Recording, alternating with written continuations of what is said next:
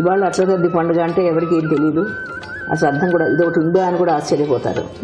ఎందుకంటే ఒకనాటి యువతరంలో, ఒకనాటి తెలుగు ఇళ్లల్లో, ముఖ్యంగా తెలుగు ఇళ్లల్లో అమ్మాయిలందరూ చక్కగా పరికిణి తెలుగుతనం ఉట్టిపడేట్టుగా పరికిణి ఓణీలు వేసుకుని, జడగంటలు వేసుకుని, తల్లింట పూలు పెట్టుకుని ఈ పండుగను చాలా విశేషంగా జరుపుకునేవారు. ఇంట్లో పెద్దవాళ్ళందరూ కూడా ఈ పండుగకు ఒక ప్రత్యేకతనిచ్చేవారు.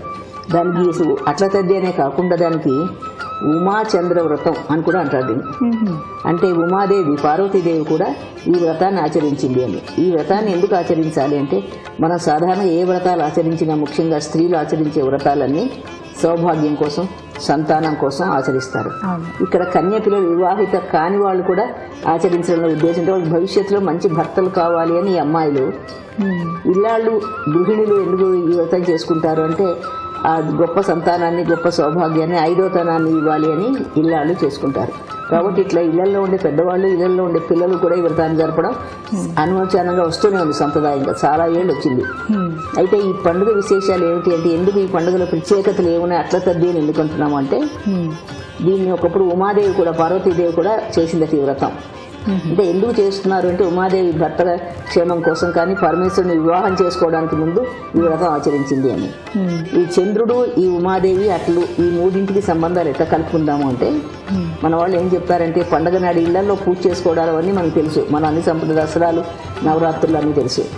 కానీ ఇందులో విశేషం ఏమిటంటే, రాత్రే గోరింటాకులు పెట్టుకుంటారు. మా చిన్నతనాల్లో మా అమ్మగారు వాళ్ళందరూ చేసేవారు ఇవన్నీ. రాత్రే గోరింటాకులు రుబ్బి చేతులు పెట్టుకోవడం, పిల్లలందరూ, చుట్టాలు పిల్లలు, ఇరుగు పొరుగు పిల్లలందరూ ఒక ఇంట్లోనే చేరి పెట్టుకోవడం. తెల్లవారుజామున లేచి ఆ గోరింటాకులు అవన్నీ కడుక్కుని, తుంచుకుని ఎవరి చేతులు ఎర్రగా పండాయి అనుకోవడం. ఈ పండడాన్ని బట్టి కూడా రకరకాల అర్థాలు చెప్పడం. ఎవరి చేతులు ఎక్కువ ఎర్రగా పండితే భర్త అంత ఎక్కువ ప్రేమగా చూస్తాడు అని ఒక భావం చెప్పేవారు. అదొకటి. తర్వాత ఆ గోరింటాకులు పెట్టుకున్నాక ఆ తెల్లారుజామున రాత్రి వండిన అన్నమే తినాలి. అప్పుడప్పుడు వండుకోవడం తిన్నాం కాదు, సద్ది అన్నమే తినాలి. అందులో కూడా గోంగూర, ఉల్లిపాయ వేసి పెట్టేవారు.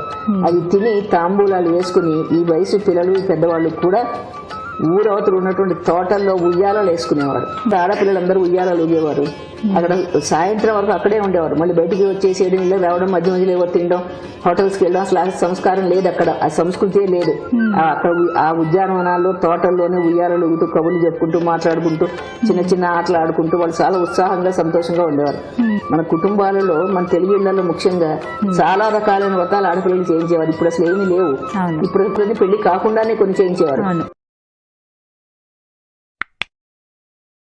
For more videos, subscribe to my channel New Primal.